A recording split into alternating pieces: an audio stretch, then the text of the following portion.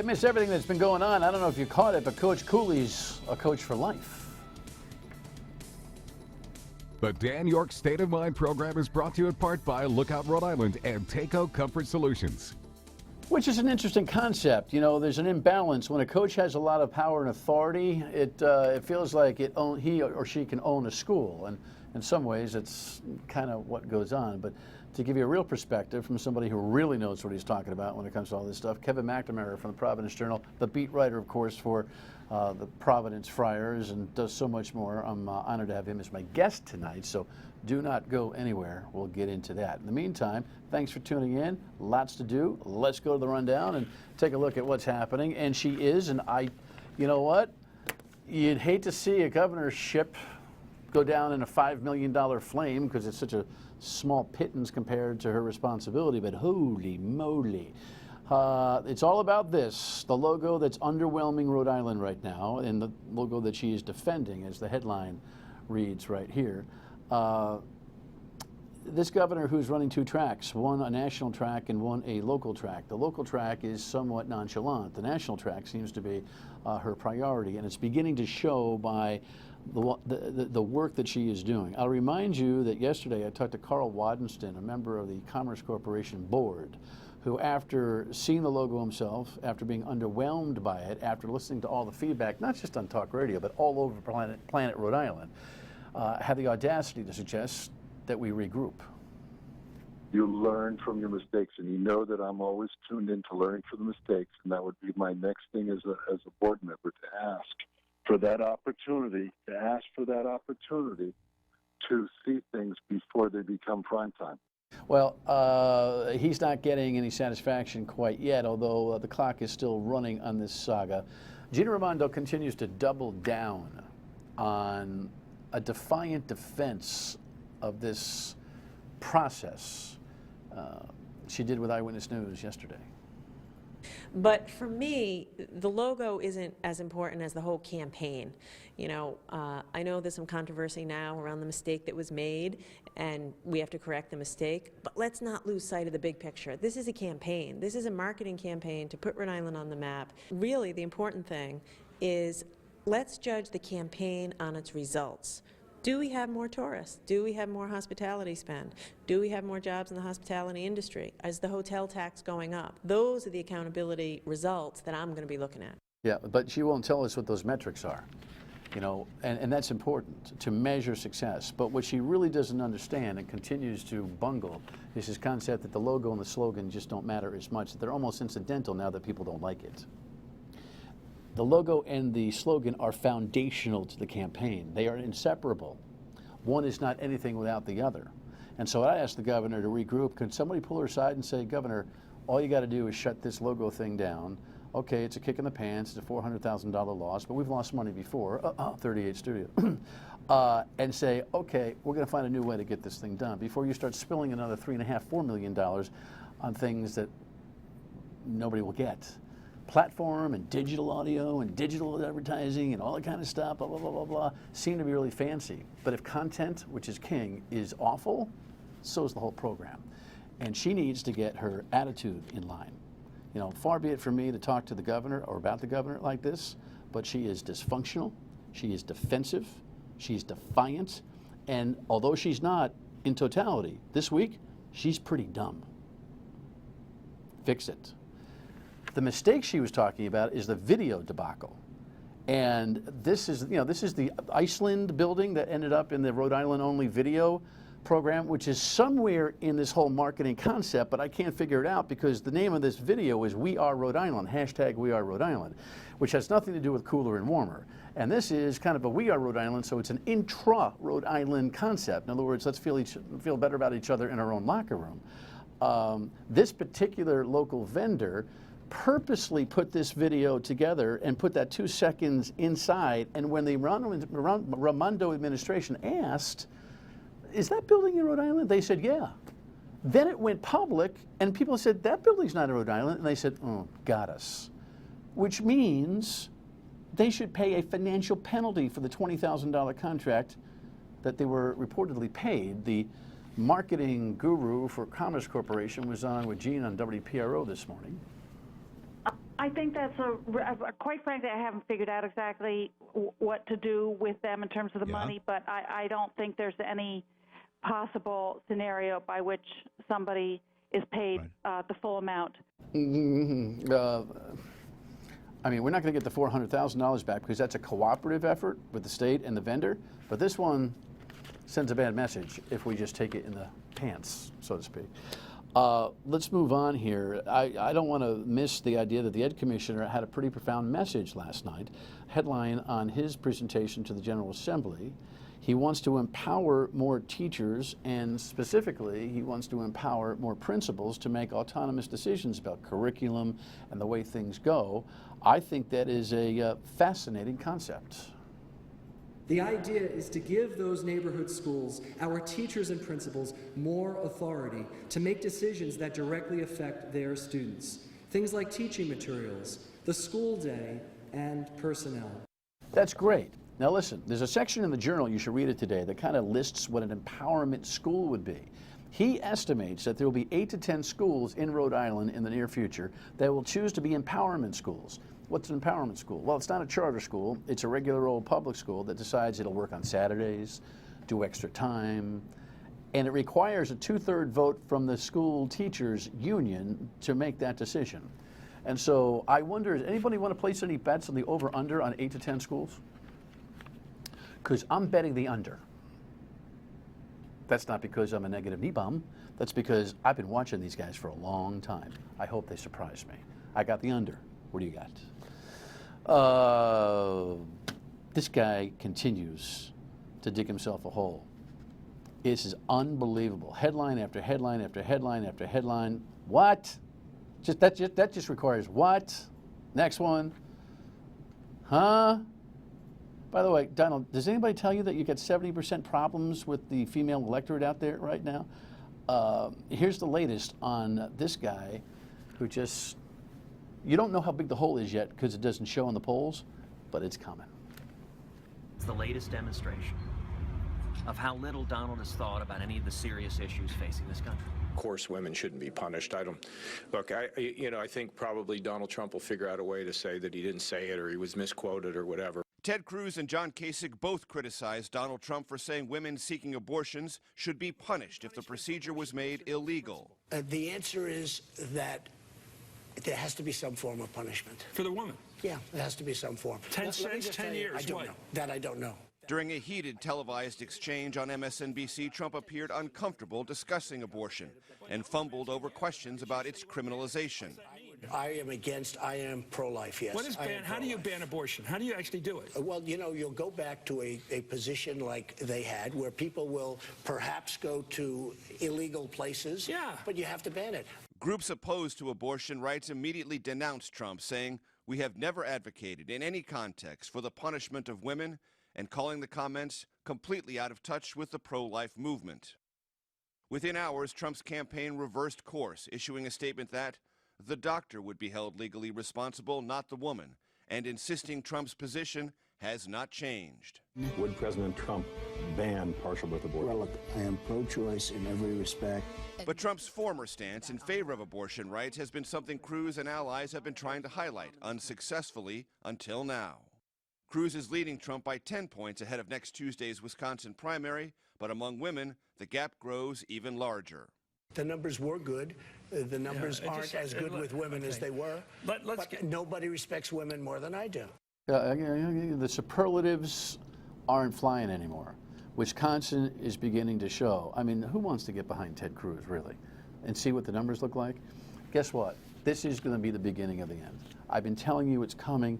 It's coming. Mark my words. I said it again tonight. Let's talk sports, because that's really all I like to do anyway. Coach Cooley signed a new deal. Did you see this headline? And there's no better guy to talk about it than the beat writer of the Providence Friars and longtime standout at the Journal, my friend Kevin McNamara. How are you, buddy? You've been trying to get me in here for a long time. I know. I mean, geez. What are you, the governor? Busy. I'm rolling out all sorts of things. The schedule's finally worked out. Yes. What's your short take on this news on the coach? I'm not surprised. Ed Cooley is from Rhode Island. And I think he's compensated so well by Providence right now, upwards of $2 million a year now, certainly rising over the course of this extension. There's not many jobs he would leave for. Duke, Carolina, Kansas. Well, guess what? He's not ready for those jobs. He hasn't won enough. I'd say the only college job he'd think about is that level. NBA is a different matter. So I think Providence is really fortunate because a good coach is from Providence, and they haven't had that maybe forever. Yeah. All right. When we come back, we'll elaborate on that. Coach Hurley sticking around. It's kind of nice to actually be saying, hey, coaches are sticking around the joint. Stay with us. So here's Mark Dondero's take on the Coach Cooley situation, and then Kevin and I will talk about it.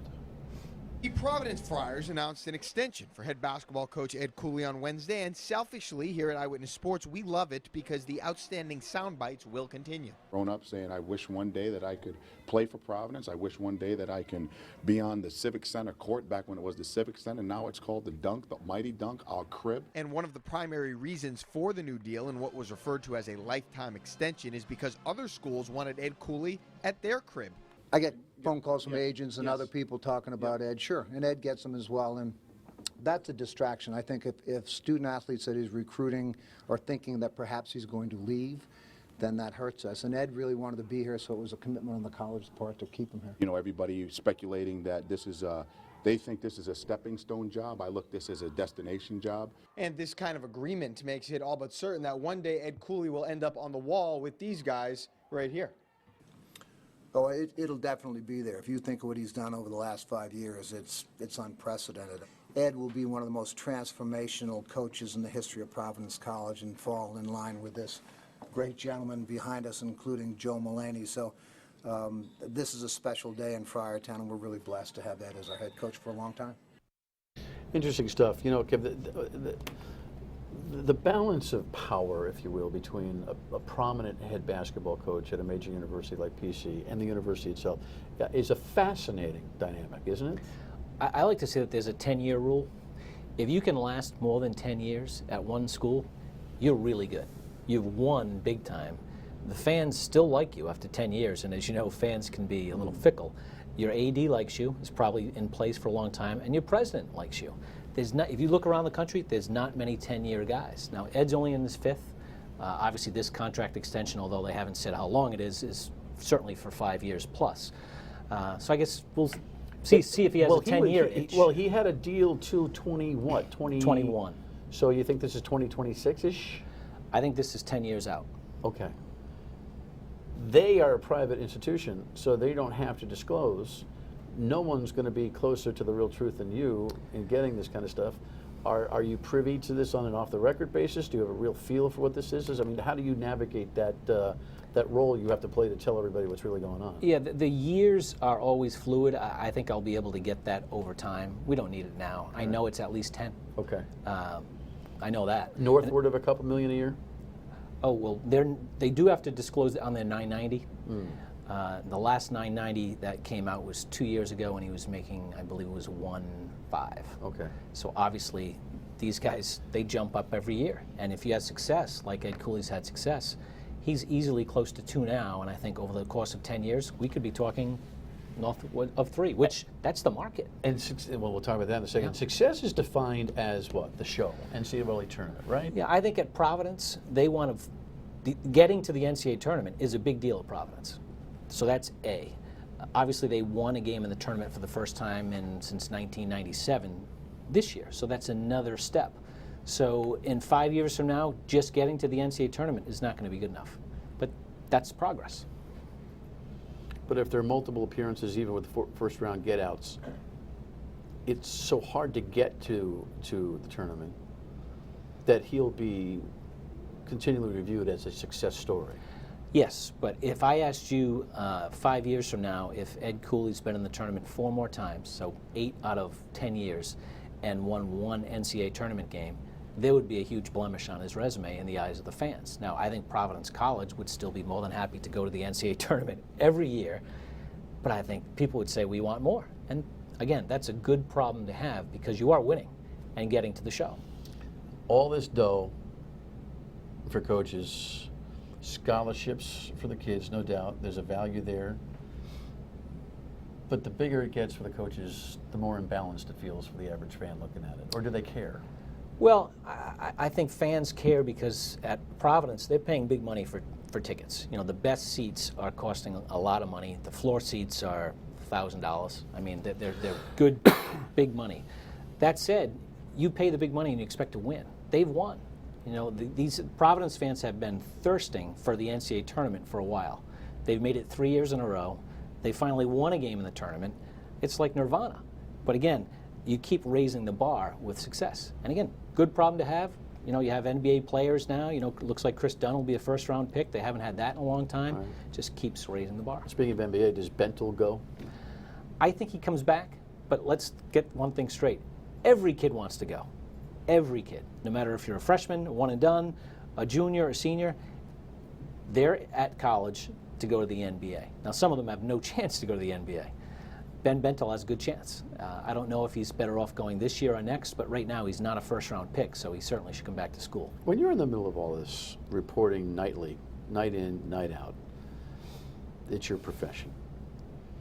Do you ever take a pause about all this economy that surrounds amateur students? The NCAA is pretty neurotic about referring to them as student athletes. Student athletes, yes. Please address these student athletes with your questions. All right.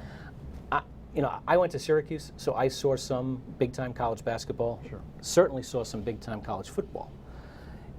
I'm thrilled that I don't cover big-time college football because I think that's way over the line and gross when you have literally college football stadiums that make Gillette Stadium look like a Division II place. I cover the Patriots a little bit, and I come in and the rookies say, wow, the facilities in college were way better than here. That's what you're dealing with in college football. College basketball is 3 levels down from college football, and I can handle it, passes the smell test for me.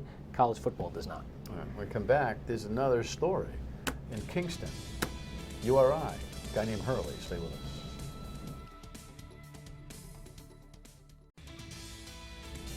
And then there's this guy, of course, who has appeared on the program. And by the way, Coach Cooley has told me on 3 different occasions now that he's going to join us here on this program. So we got McNamara off the list. So maybe we'll have Coach Cooley sooner than later. I'll put in a good word. Oh, thank you. Okay. So it's nice of you. Not bad for a Syracuse grad. Sorry. You know, sorry. My Dayton Flyers. Well, I had to get you back I know, a few years ago. I know. It was a couple of years ago we put it to you. Payback's up, as they say in the business. The other guy, though, is as much of a story and perhaps even more dramatic because I think everyone has felt that Coach Cooley is happy, healthy, thankfully, and long-term at PC. Danny Hurley is a little bit of a roller coaster. Full disclosure, I'm on the payroll as a public address announcer, kind of on the inside on a lot of what goes on. K-Mac is covering them. If he's not at PC, he's down there. Billy Kotz does an incredible job on the URI beat. But it's a different story, isn't it? It's different. Dan Hurley is not from here. He's been romanced twice by his state university, Rutgers in New Jersey. Said no twice. To his credit, he would prefer to get it done at Rhode Island. That's different. Cooley is from Providence, from South Providence, grew up here.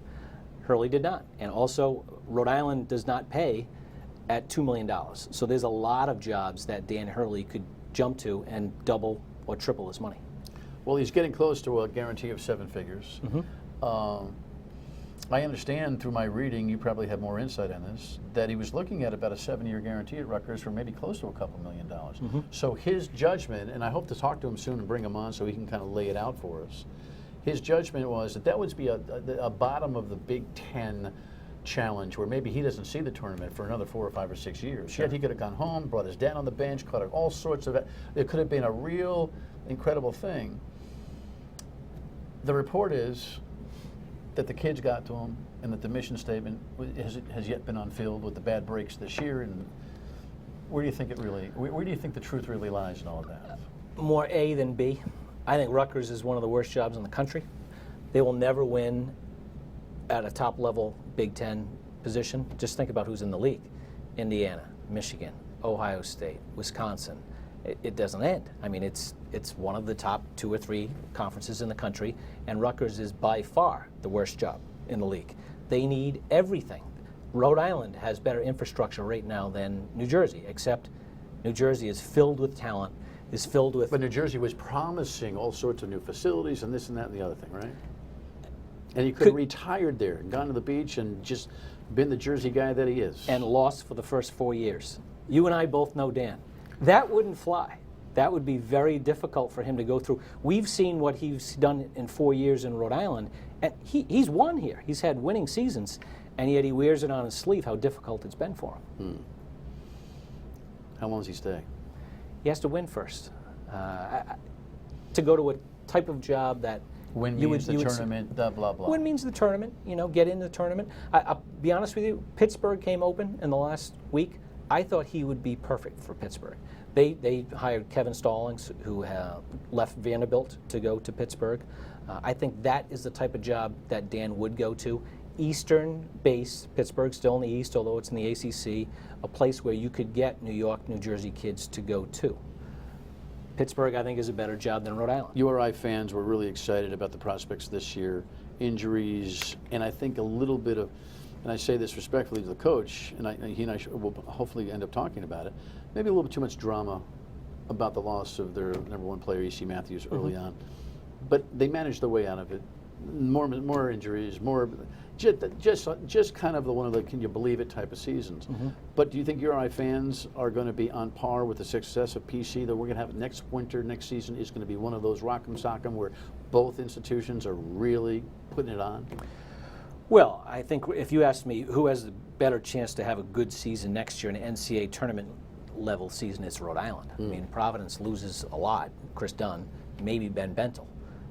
If they lose both of those guys, I will be shocked if they can get back to the NCAA tournament, just unless Ed Cooley pulls Dan York and Kevin Mack out of the recruiting trail in the next few weeks, where Ed has, where Dan Hurley has, he has a veteran, experienced team with E.C. Matthews returning. That's the formula for success in the Atlantic 10. This thing, I mentioned it early on, I want to finish the thought. This relationship between institution and coach is a really fascinating one, isn't it? PC can't say enough great things about Ed Cooley, but he has the option to go. Sure, they all do. The power is with the coach. The buyouts are in the deal. A lifetime contract is only as good as the mutual desire to execute it, correct? No question. Ed Cooley could leave in a year. He'd owe Providence a lot of money. But someone else would pay it for him. The next school would help him or pay it. Right. That said, if Providence fires Ed Cooley in 4 years, they would owe him a lot of money.